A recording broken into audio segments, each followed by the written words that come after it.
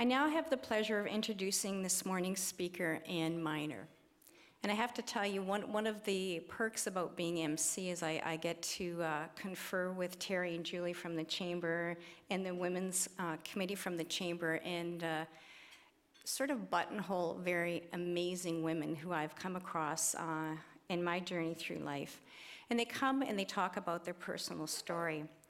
Ann Miner and I belong to the International Women's Forum, and that's how I got to know Ann, and have been so impressed with her on a personal level and a professional level. She exudes energy, and I consider her a mentor for me. I think she probably mentors the same way she breathes. She doesn't even realize she's doing it. She's an entrepreneur, a visionary leader, and an acknowledged expert in the field of customer and employee retention. She is the founder and the president of the Dunvegan Group, and she holds an MBA and a BA from the University of Guelph, hence the local connection. She's a certified trainer of the Platinum Rule and has authored and co-authored several books around customer care and retention.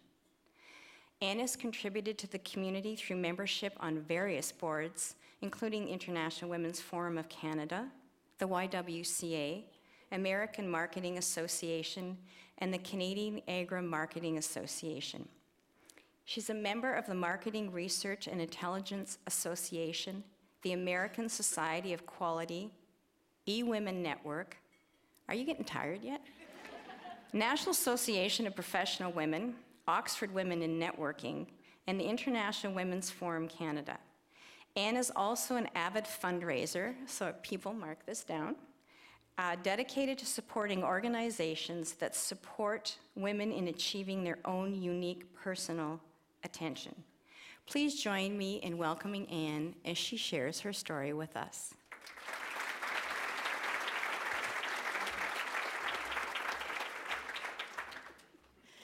Thank you, Karen, and I'm sorry for that boring list of accomplishments. You know, when Karen Redmond invited me to speak to you this morning, she asked me to share my personal story, the path that brought me to where I am today. Family, mistakes, triumphs, expectations. She asked that I tell you who inspired me, mentored me, and who made me crazy. In keeping with this being a celebration of International Women's Day, I thought I would tell you about the women who shaped me. There are 5. The first was my mother. She raised me to believe that I could do and be anything I put my mind to. From those to whom much is given, much will be expected. I'm sure others in this room were told that too. That was my mother's mantra, and she never missed an opportunity where she could remind me that I was one of those to whom much had been given. I had a good brain. I had all my fingers and toes, a thing they worried about in the 1950s. Good food, a good education, a roof over my head, and parents who loved me. My mother taught me to look around, see what needs to be done, and do it. As the eldest of 6, I was expected to change diapers, wipe noses, feed, burp, cuddle, and teach my siblings how to tie their shoes. We still tied our shoes in those days. Today it would be Velcro. Even before I went to school, I had mastered the art of multitasking. In kindergarten, I was sent home from school with a note pinned to my sweater. This was a shameful thing. The note asked my mother to tell me not to help the other children get dressed. Apparently, I was tying shoes, zipping zippers, helping with boots, hats, and mittens, everything I was expected to do at home. The teacher was concerned that the other children would not learn to dress themselves. I was concerned we would never get out to recess. My mother gently explained that there were different rules for different situations. I stopped helping. And some days we didn't get outside for recess. Mother taught me to speak up and fight my own battles. When my name was not called, on the list of children who were to go to the town track and field meet, I complained to my mother. She said to me, "Here's what you do. You get up early. You put on your white shirt and your red shorts, school colors. You pin your school ribbon to your shirt.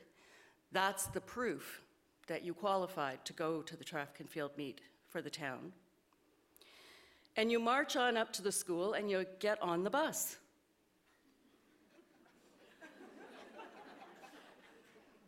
She did not go with me. I was 6 years old. Today, I wouldn't even be allowed to walk to school by myself. The second woman to shape me was my grandmother, a woman who emigrated from Scotland to a new country, a country where the other children made fun of her accent. From a young age, she worked in a bank and made it her business to understand money. Widowed at the age of 43, she went to work as a stenographer at the police department, and she raised her 2 teenage daughters as a single parent. Retired at 65, she supported herself till she died at 95 and still left a substantial inheritance. My grandmother taught me to stand up straight and speak distinctly. She was a little hard of hearing, so there was some self-interest in the speak distinctly part. She came to dinner every Sunday, bringing with her a big box of Tetley tea and a package of cookies. She took charge of washing the dishes after every Sunday dinner, and we children competed for the opportunity to dry. That way we got her undivided attention, and we could tell her all kinds of stories about what we were doing, and she was always full of praise. Each week she gave every child a nickel, and she told us not to spend it all in one place. And that nickel and make a dime pop out. Grandma encouraged me to go to university, to get an education, to equip myself, to sustain myself. Her own life experience demonstrated the necessity of being self-sufficient. She was very proud when I graduated, the very first woman in my family to complete a university education. When I entered the workforce in the mid-1970s, I experienced a gigantic shock. Quite a few shocks, actually. Never in my life had I been told I couldn't do anything because I was a girl. When I was applying for a job, I was asked by a man if I had gone to university to find a husband. My reply was rather sharp, but it must have satisfied him because I did get the job. Soon I discovered there were only 3 other women in Canada doing the job I'd been hired for, and it was unlikely that I would meet any of them because they were spread across the country. Apparently, hiring women was an experiment for this company, so there was only 1 woman on the team, and it didn't take me long to figure out that I was being paid 1/3 less than the guys who were hired at the same time as me. Unbelievable, unacceptable, and even then, against the law. Yes, I marched into headquarters and I gave my boss exactly 24 hours in which to remedy this injustice, retroactive to the day that I started. You know, he stuttered something about it being against company policy to talk about your wages, but the money was in my account the next day. Later, when applying for a job at an advertising agency in Calgary, I was asked, this time by a woman, "Do you plan on having children within the next 2 years?" "You can't ask me that." "Well, if you don't answer, we won't hire you." "I'm not even married," I protested. "Doesn't matter. Answer the question." And so I did. But even to this day, I regret that. Wasn't that an injustice and unfairness imposed on me by another woman? At that very agency, I had my first and only female boss. She was the agency's research director, and she is the third woman who shaped me. Frances didn't so much interview me for the job as to sell me on the opportunity. I was going to get to work in an advertising agency. What glamour. And I was going to get to work in my field, market research. Man, was I excited.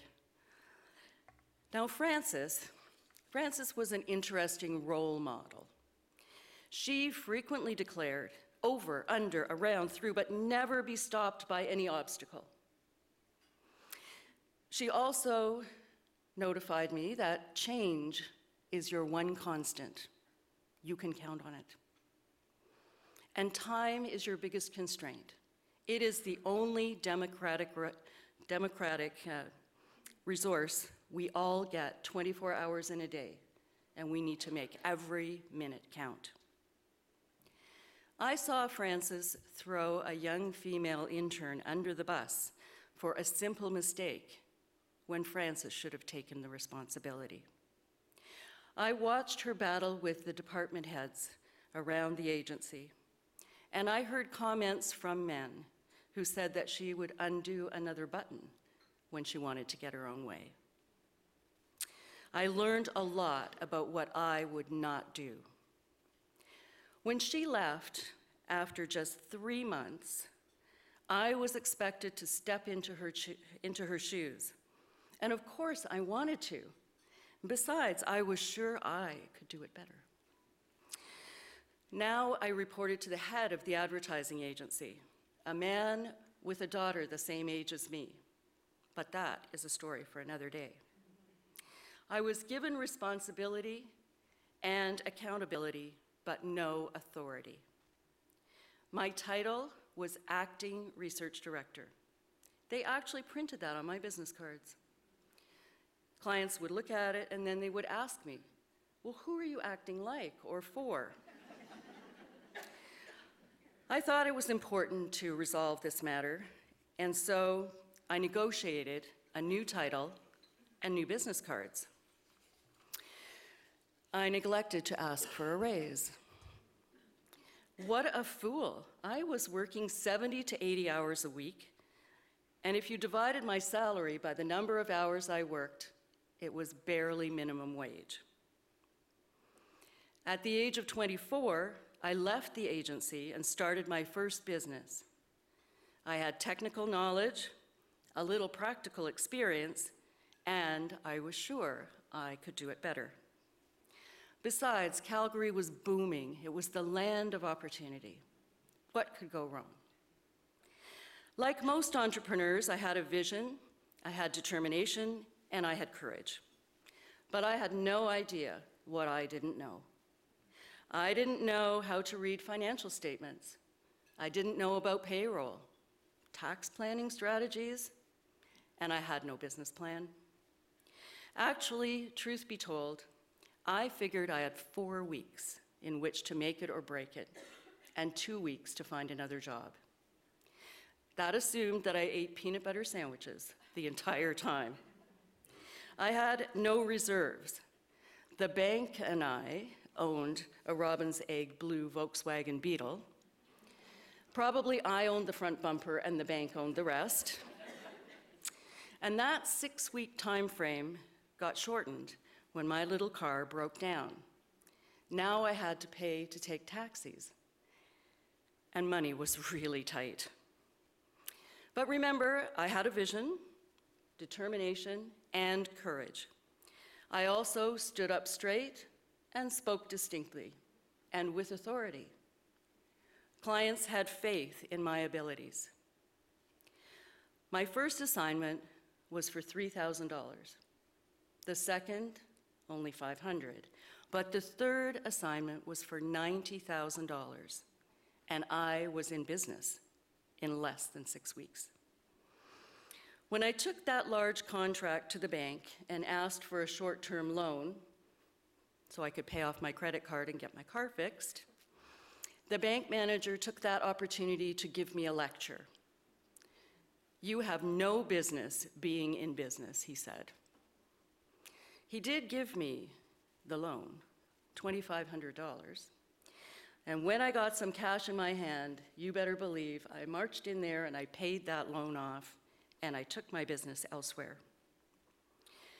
Within a few months, I had 6 full-time people, an office, and about 60 part-time people. I worked all the time, and I loved it. My business was growing, and I plowed everything back into it. And then along came the national energy policy. I didn't really understand it, but it sure took a toll on the city of Calgary. By September 1982, I had to lay off all of my staff and close my business. I was absolutely heartbroken.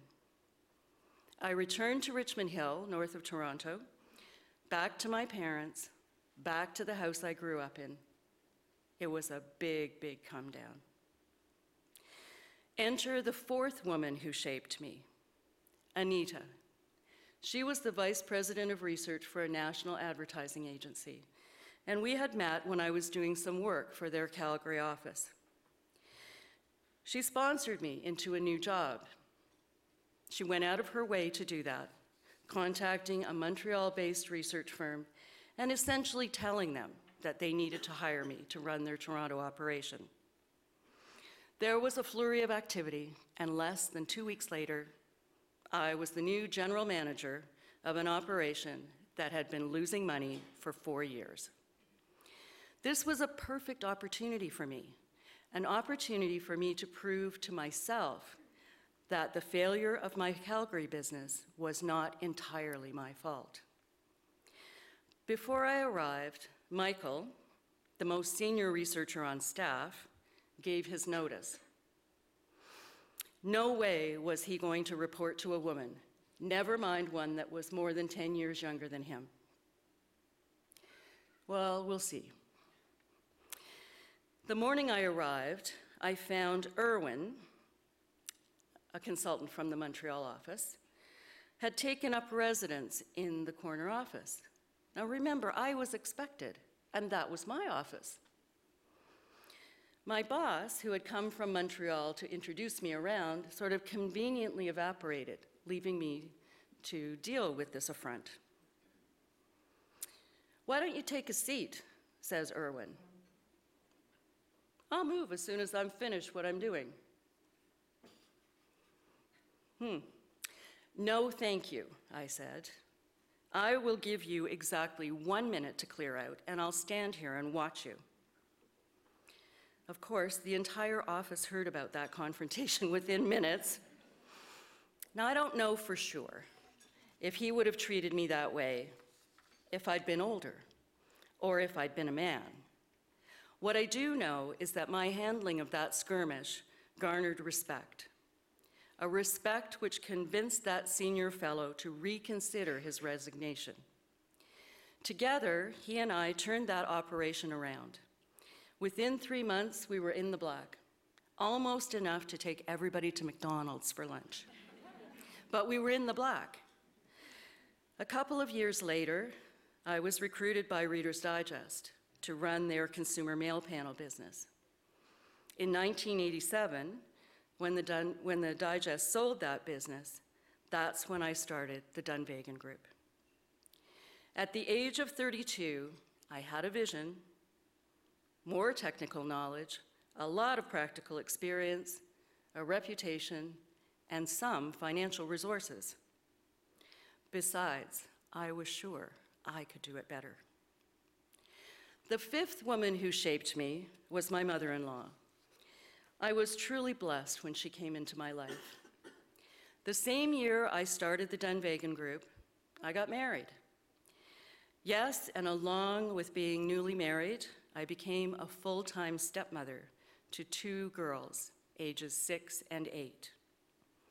I went from living alone in a condo with 2 bathrooms to sharing a duplex, 4 people, and 1 bathroom. Well, I grew up in a house where 8 people shared one bathroom. So I quickly reverted to some of my old survival strategies on that front. And we began our life together. As with all of my endeavors, I had a vision, determination, courage, technical knowledge, and practical experience, albeit somewhat dated, and I was sure I could do it better. Well, thank goodness for my mother-in-law, Ellett. She was my greatest fan and my fiercest supporter. She made me laugh. She taught me to be patient. She picked me up when I was discouraged, and she helped her granddaughters adjust to me. Ellett even championed me to my own parents. They were not happy that I had chosen to marry a divorced man. She told them I had brought order to the house. Her son was happy, her granddaughters were happy, and she was happy. What more could my parents ask of me? So here we are in 2015. My stepdaughters are grown, my mother, grandmother, and my mother-in-law are all gone. I still have my husband and my business, and I'm truly proud to say we have survived more than 25 years. 25 years of the ups and the downs and the ups, as I like to say. I still believe I can do it better. I am still learning every day. I still work all the time, and I still love it. Let's all think about the women who have shaped us. As we celebrate International Women's Day, let us also think about